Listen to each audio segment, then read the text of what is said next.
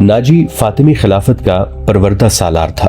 وہ مصر میں باڈی گارڈز کا کمانڈر تھا جس کی نفری 50,000 تھی اور ساری کی ساری نفری سوڈانی تھی۔ یہ فوج اس دور کے جدید ہتھیاروں سے مسلح تھی اور یہ فوج ناجی کا ہتھیار بن گئی تھی جس کے زور پر وہ بے تاج بادشاہ بنا بیٹھا تھا۔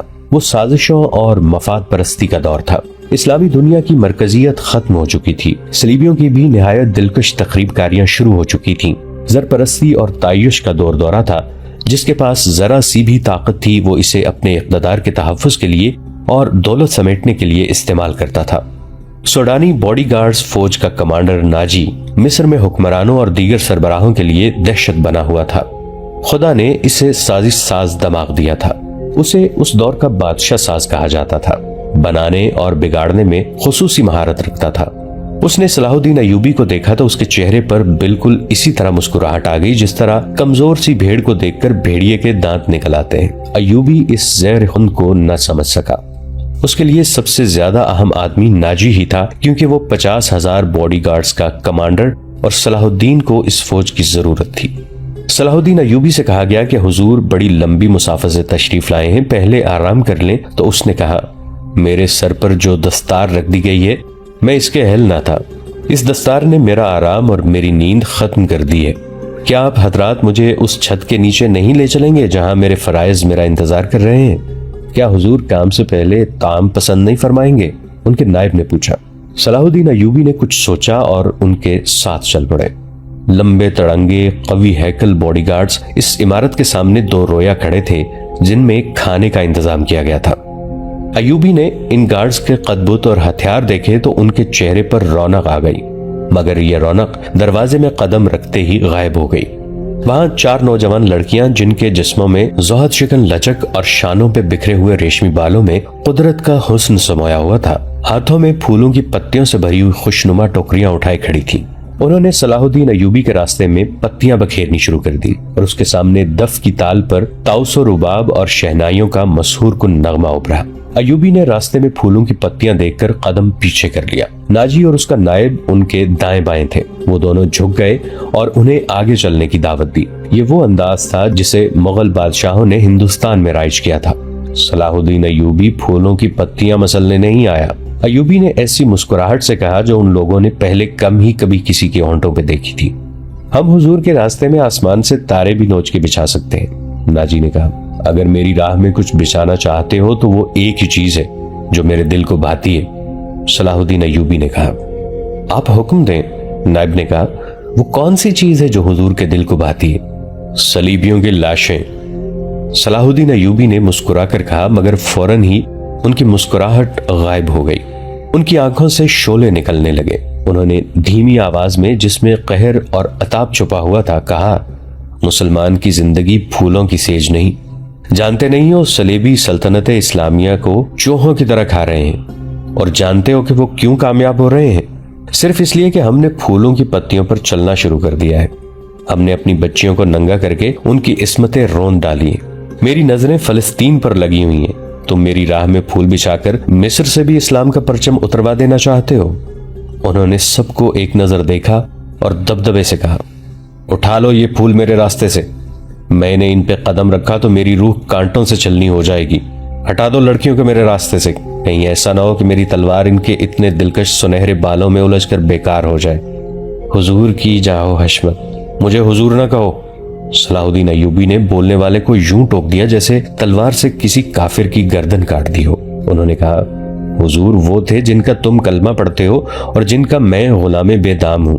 میری جان فدا ہو اس حضور صلی اللہ علیہ وآلہ وسلم پر کہ جن کے مقدس پیغام کو میں نے سینے پر کندہ کر رکھا ہے۔ میں یہی پیغام لے کے مصر آیا ہوں۔ صلیبی مجھ سے یہ پیغام چھین کر بحرۂ روم میں ڈبو دینا چاہتے ہیں، شراب میں غرق کر دینا چاہتے ہیں۔ میں بادشاہ بن کے نہیں آیا۔ لڑکیاں کسی کے اشارے پر پھول کی پتیاں سمیٹ کر وہاں سے ہٹ گئی تھیں۔ صلاح الدین ایوبی تیزی سے دروازے کے اندر چلے گئے۔ ایک وسیع کمرہ تھا، اس میں ایک لمبی میز رکھی تھی جس پر رنگا رنگ پھول بکھرے ہوئے تھے اور ان کے درمیان روسٹ کیے ہوئے بکروں کے بڑے بڑے ٹکڑے، سالم مرغے اور جانے کیسے کیسے کھانے سجے ہوئے تھے۔ صلاح الدین ایوبی رک گئے اور اپنے نائب سے پوچھا کیا مصر کا ہر ایک باشندہ اسی قسم کا کھانا کھاتا ہے؟ نہیں حضور، نائب نے جواب دیا، غریب لوگ تو ایسے کھانے کے خواب بھی نہیں دیکھ سکتے۔ تم سب کس قوم کے فرد ہو؟ صلاح الدین ایوبی نے پوچھا۔ کیا ان لوگوں کی قوم الگ ہے جو ایسے کھانوں کے خواب بھی نہیں دیکھ سکتے؟ کسی طرف سے کوئی جواب نہ پا کر انہوں نے کہا، اس جگہ جس قدر ملازم ہے اور جہاں جتنے سپاہی ڈیوٹی پر ہیں ان سب کو اندر بلاؤ، یہ کھانا انہیں کھلا دو۔ انہوں نے لپک کر ایک روٹی اٹھائی، اس پر 2-3 بوٹیاں رکھیں اور کھڑے کھڑے کھانے لگے۔ نہایت تیزی سے پوری روٹی کھا کر پانی پیا اور باڈی گارڈز کے کمانڈر ناجی کو ساتھ لے کر اس کمرے میں چلے گئے جو وائس رائے کا دفتر تھا۔ 2 گھنٹے بعد ناجی باہر نکلا، دوڑ کر اپنے گھوڑے پر سوار ہوا، ایڑ لگائی اور نظروں سے اوجھل ہو گیا۔ رات ناجی کے خاص کمرے میں اس کے 2 کمانڈر جو اس کے معتمد اور ہمراز تھے اس کے پاس بیٹھے شراب پی رہے تھے۔ ناجی نے کہا، جوانی کا جوش ہے، تھوڑے دنوں میں ٹھنڈا کر دوں گا۔ کمبخت جو بات بھی کرتا ہے کہتا ہے رب کعبہ کی قسم صلیبیوں کو سلطنت اسلامیہ سے باہر نکال کے دم لوں گا۔ صلاح الدین ایوبی، ایک کمانڈر نے تنزیہ کہا، اتنا بھی نہیں جانتا کہ سلطنت اسلامیہ کا دم نکل چکا ہے، اب سوڈانی حکومت کریں گے۔ کیا آپ نے اسے بتایا نہیں کہ یہ 50,000 کا لشکر سوڈانی ہے؟ دوسرے کمانڈر نے ناجی سے پوچھا۔ اور یہ لشکر جسے وہ اپنی فوج سمجھتا ہے صلیبیوں کے خلاف نہیں لڑے گی؟ تمہارا دماغ ٹھکانے ہے اور ناجی نے کہا، میں اسے یہ یقین دلایا ہوں کہ یہ 50,000 سوڈانی شیر اس کے اشارے پر صلیبیوں کے پرخچے اڑا دیں گے۔ لیکن ناجی چپ ہو کر سوچ میں پڑ گیا۔ لیکن کیا؟ لیکن اس نے مجھے حکم دیا ہے کہ مصر کے باشندوں کی ایک فوج تیار کرو۔ ناجی نے کہا، اس نے کہا ہے کہ ایک ہی ملک کی فوج مناسب نہیں ہوتی، وہ مصر کے لوگوں کو بھرتی کر کے ہماری فوج میں شامل کرنا چاہتا ہے۔ تو آپ نے کیا جواب دیا؟ میں نے کہا کہ آپ کے حکم کی تعمیل ہوگی۔ ناجی نے جواب دیا، مگر میں ایسے حکم کی تعمیل نہیں کروں گا۔ مزاج کا کیسا ہے؟ اردش نے پوچھا۔ ضد کا پکا معلوم ہوتا ہے، ناجی نے جواب دیا۔ آپ کی دانش اور تجربے کے سامنے تو وہ کچھ بھی نہیں لگتا، دوسرے کمانڈر نے کہا۔ نیا امیر مصر بن کے آیا ہے، کچھ روز یہ نشہ طاری رہے گا، میں یہ نشہ اترنے نہیں دوں گا۔ ناجی نے کہا، اسے اس نشے میں بدمست کر کے ماروں گا۔ بہت دیر تک یہ تینوں صلاح الدین ایوبی کے خلاف باتیں کرتے رہے اور اس مسئلے پر غور کرتے رہے کہ اگر صلاح الدین ایوبی نے ناجی کی بے تاج بادشاہی کے لیے خطرہ پیدا کر دیا تو وہ کیا کارروائی کریں گے۔ ادھر صلاح الدین ایوبی اپنے نائبین کو سامنے بٹھائے یہ ذہن نشین کرا رہے تھے کہ وہ حکومت کرنے نہیں آئے اور نہ کسی کو حکومت کرنے دیں گے۔ صلاح الدین نے ان سے کہا کہ انہیں جنگی طاقت کی ضرورت ہے اور انہوں نے یہ بھی کہا کہ یہاں کا فوجی ڈھانچہ انہیں بالکل پسند نہیں۔ 50,000 باڈی گارڈز سوڈانی ہیں، ہمیں ہر خطے کے باشندوں کو یہ حق دینا ہے کہ وہ ہماری فوج میں آ جائیں، اپنے جوہر دکھائیں اور مال غنیمت میں سے اپنا حصہ وصول کریں۔ یہاں کے عوام کا معیار زندگی اسی طرح بلند ہو سکتا ہے۔ صلاح الدین ایوبی نے انہیں بتایا، میں نے ناجی سے کہہ دیا ہے کہ وہ عام بھرتی شروع کر دے۔ کیا آپ کو یقین ہے کہ وہ آپ کے حکم کی تعمیل کرے گا؟ ایک ناظم نے ان سے پوچھا۔ کیا وہ حکم کی تعمیل سے گریز کرے گا؟ وہ گریز کر سکتا ہے، ناظم نے جواب دیا۔ فوجی امور اسی کے سپرد ہیں، وہ کسی سے حکم نہیں لیا کرتا، اپنی منوایا کرتا ہے۔ صلاح الدین ایوبی خاموش رہے جیسے ان پر کچھ اثر ہی نہ ہوا ہو۔ انہوں نے سب کو رخصت کر دیا اور صرف علی بن سفیان کو اپنے ساتھ رکھا۔ علی بن سفیان جاسوسی اور جوابی جاسوسی کا ماہر تھا۔ اسے صلاح الدین ایوبی بغداد سے اپنے ساتھ لائے تھے۔ وہ ادھیڑ عمر کا آدمی تھا، اداکاری، چرب زبانی اور بھیس بدلنے میں مہارت رکھتا تھا۔ جنگوں میں اس نے جاسوسی بھی کی تھی اور جاسوسوں کو پکڑا بھی تھا۔ اس کا اپنا گروہ تھا جو آسمان سے تارے بھی توڑ لاتا تھا۔ صلاح الدین ایوبی کو جاسوسی کی اہمیت سے واقفیت تھی۔ فنی مہارت کے علاوہ علی میں وہی جذبہ تھا جو صلاح الدین ایوبی میں تھا۔ تم نے سنا علی؟ صلاح الدین نے کہا، یہ لوگ کہہ گئے کہ ناجی کسی سے حکم نہیں لیا کرتا، اپنی منوایا کرتا ہے۔ ہاں، علی نے جواب دیا، میں نے سن لیا ہے۔ اگر میں چہرے پہچاننے میں غلطی نہیں کرتا تو میری رائے میں باڈی گارڈز کا یہ کمانڈر جس کا نام ناجی ہے ناپاک ذہنیت کا انسان ہے۔ اس کے متعلق میں پہلے سے بھی کچھ جانتا ہوں۔ یہ فوج جو ہمارے خزانے سے تنخواہ لیتی ہے دراصل ناجی کی ذاتی فوج ہے۔ اس نے حکومتی حلقوں میں ایسی سازشیں کی ہیں جنہوں نے انتظامی ڈھانچے کو بے حد کمزور کر دیا ہے۔ اب کا یہ فیصلہ بالکل بجا ہے کہ فوج میں یہاں کے ہر خطے کے سپاہی ہونے چاہیے۔ میں آپ کو تفصیلی معلومات فراہم کر دوں گا۔ مجھے شک ہے کہ سوڈانی فوج ناجی کی وفادار ہے، ہماری نہیں۔ آپ کو اس فوج کی ترتیب اور تنظیم بدلنی پڑے گی یا ناجی کو سبکدوش کرنا پڑے گا۔ میں اپنی صفوں میں ہی اپنے دشمن پیدا نہیں کرنا چاہتا، صلاح الدین ایوبی نے کہا۔ ناجی گھر کا بیدی ہے، اسے سبکدوش کر کے اپنا دشمن بنا لینا دانش مندی نہیں۔ हमारी तलवारें गैरों के लिए हैं, अपनों का खून बहाने के लिए नहीं। मैं नाजी की जहनियत को प्यार और मोहब्बत से बदल सकता हूँ। तुम इस फौज की जहनियत मालूम करने की कोशिश करो, मुझे सही इत्तला दो कि फौज कहाँ तक हमारी वफादार है। मगर नाजी इतना कच्चा आदमी नहीं था। उसकी जहनियत प्यार और मोहब्बत के बखेड़ों से आजाद थी। उसे अगर प्यार था तो अपने इख्तदार और शैतानियत के साथ था। इस लिहाज से वो पत्थर था, मगर जिसे अपने जाल में फांसना चाहता उसके सामने मोम हो जाता था। उसने सलाहुद्दीन अय्यूबी के साथ यही रवैया इख्तियार किया। उसके सामने वो बैठता नहीं था, हाँ में हाँ मिलाता चला जाता था। उसने मिस्र के मुख्तलिफ खित्तों से अय्यूबी के हुक्म के मुताबिक फौज के लिए भर्ती शुरू कर दी थी, हालांकि ये काम उसकी मर्जी के खिलाफ था। दिन गुजरते जा रहे थे। सलाहुद्दीन अय्यूबी उसे कुछ कुछ पसंद करने लगा था। नाजी ने उसे यकीन दिलाया था कि सूडानी बॉडीगार्ड्स फौज हुक्म की मुंतजिर है और ये कौम की तवक्कुआत पर पूरा उतरेगी। नाजी सलाहुद्दीन अय्यूबी को 2-3 मरतबा कह चुका था कि वो बॉडीगार्ड्स की तरफ से इसे दावत देना चाहता है और फौज इसके एजाज में जश्न मनाने के लिए बेताब है, लेकिन सलाहुद्दीन अय्यूबी मसरूफियत की वजह से ये दावत कबूल नहीं कर सका था। रात का वक्त था। नाजी अपने कमरे में अपने 2 मोतमिद जूनियर कमांडरों के साथ बैठा शराब पी रहा था।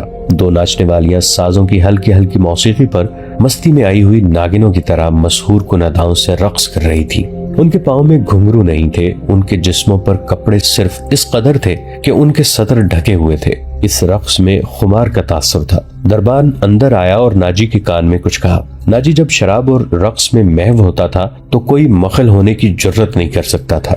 सिर्फ दरबान को मालूम था कि वो कौन सा जरूरी काम है जिसकी खातिर नाजी ऐशो तरब की महफिल से उठा करता है, वरना वो अंदर आने की जुर्रत न करता। उसकी बात सुनते ही नाजी बाहर निकल गया और दरबान उसे दूसरे कमरे में ले गया। वहाँ सूडानी लिबास में मलबूस एक उधेड़ उम्र आदमी बैठा था। उसके साथ एक जवान लड़की थी। नाजी को देखकर वो उठी। नाजी उसके चेहरे और कद-काठ की दिलकशी देखकर ठिठक गया। वो औरतों का शिकारी था। उसे औरतें सिर्फ अपनी अय्याशी के लिए दरकार नहीं होती थी, उनसे वो और भी कई काम लिया करता था, जिनमें एक ये था कि वो निहायत खूबसूरत और अय्यार लड़कियों के जरिए बड़े बड़े अफसरों को अपनी मुट्ठी में रखता था, और एक काम ये भी करता था कि उन्हें अमीरों वजीरों को ब्लैकमेल करने के लिए इस्तेमाल करता था और उनसे वो जासूसी भी कराता था। जिस तरह कसाब जानवर को देखकर बता देता है कि उसका गोश्त कितना है, इसी तरह नाजी लड़की को देखकर अंदाजा लगा लिया करता था कि ये किस काम के लिए मौजू है। लड़कियों के व्यापारी और बर्दफरोश अक्सर नाजी के पास माल लाते रहते थे। ये आदमी भी ऐसे ही व्यापारियों में से लगता था।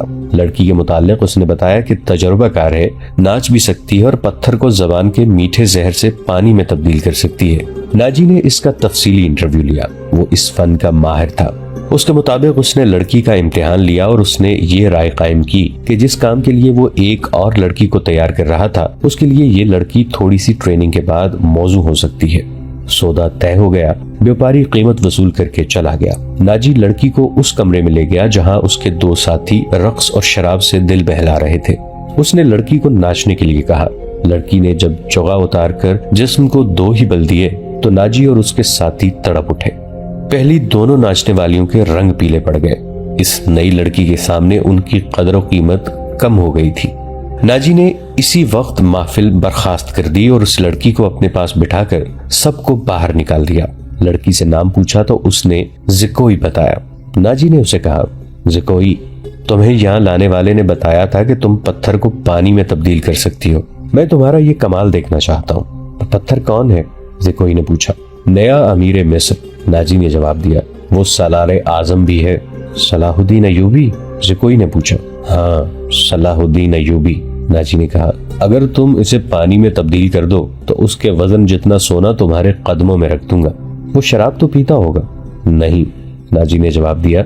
शराब, औरत, नाच गाने और तफरीह से वो इतनी ही नफरत करता है जितनी हर मुसलमान खंजीर से करता है। मैंने सुना था आपके पास लड़कियों का ऐसा तिलिस्म है जो नील की रवानी को रोक लेता है। ज़िकोई ने कहा। क्या वो तिलिस्म बेकार हो गया है? मैंने अभी आजमाया नहीं, नाजी ने कहा। ये काम तुम कर सकती हो। मैं सलाहुद्दीन अय्यूबी की आदतों के मुतालिक तुम्हें बहुत कुछ बताऊंगा। क्या आप उसे जहर देना चाहते हैं? ज़िकोई ने पूछा। अभी नहीं, नाजी ने जवाब दिया। मेरी उसके साथ कोई दुश्मनी नहीं। मैं सिर्फ ये चाहता हूँ कि वो एक बार किसी तुम जैसी लड़की के जाल में फंस जाए, फिर मैं इसे अपने पास बिठाकर शराब पिलाऊं। अगर उसे कत्ल करना मकसूद होता तो मैं ये काम हशीशीन से निहायत आसानी से करा सकता था। यानी आप उसके साथ दुश्मनी नहीं, दोस्ती करना चाहते हैं? ज़िकोई ने कहा। اتنا برجستہ جملہ سن کر ناجی چند لمحے لڑکی کو دیکھتا رہا۔ وہ اس کی توقع سے کہیں زیادہ ذہین تھی۔ ہاں کوئی، ناجی نے اس کے ملائم بالوں پر ہاتھ پھیر کر کہا۔ میں اس کے ساتھ دوستی کرنا چاہتا ہوں، ایسی دوستی کہ وہ میرا ہم نوالا اور ہم پیالہ بن جائے۔ آگے میں جانتا ہوں کہ مجھے اس سے کیا کام لینا ہے، ناجی نے کہا اور ذرا سوچ کر بولا، لیکن تمہیں یہ بھی بتا دینا ضروری سمجھتا ہوں کہ ایک جادو صلاح الدین ایوبی کے ہاتھ میں بھی ہے۔ اگر تمہارے حسن اور ناز و انداز پر اس کا جادو چل گیا تو میں تمہیں زندہ نہیں رہنے دوں گا۔ اگر تم نے مجھے دھوکہ دیا تو تم ایک دن سے زیادہ زندہ نہیں رہ سکو گی۔ صلاح الدین ایوبی تمہیں موت سے بچا نہیں سکے گا۔ تمہاری زندگی اور موت میرے ہاتھ میں ہے، تو مجھے دھوکہ نہیں دے سکو گی۔ اسی لیے میں نے تمہارے ساتھ کھل کر باتیں کی ہیں، ورنہ میرے رتبے اور حیثیت کا آدمی ایک پیشہ ور لڑکی کے ساتھ پہلی ملاقات میں ہی ایسی باتیں کبھی نہیں کرتا۔ یہ آپ کو آنے والا وقت بتائے گا کہ کون کس کو دھوکہ دیتا ہے، زکوئی نے کہا۔ مجھے یہ بتائیے کہ صلاح الدین ایوبی تک میری رسائی کس طرح ہوگی؟ میں اسے ایک جشن میں بلا رہا ہوں، ناجی نے کہا۔ اسے رات اپنے ہاں رکھوں گا اور تمہیں اس کی خوابگاہ میں داخل کر دوں گا۔ میں نے تمہیں اسی مقصد کے لیے بلایا ہے، آگے میں سنبھال لوں گی۔ ناظرین، آج کے لیے اتنا ہی۔ ہماری ویڈیو سے اپڈیٹڈ رہنے کے لیے ہمارے اس چینل کو سبسکرائب کر کے نیچے موجود بیل آئیکن کو ضرور کلک کیجیے گا۔ آپ کے ساتھ انشاءاللہ جلد ملاقات ہوگی اسی کہانی کی نئی قسط کے ساتھ۔ تب تک کے لیے اپنا بہت سا خیال رکھیے گا۔ ہمارا اور آپ کا اللہ نگہبان۔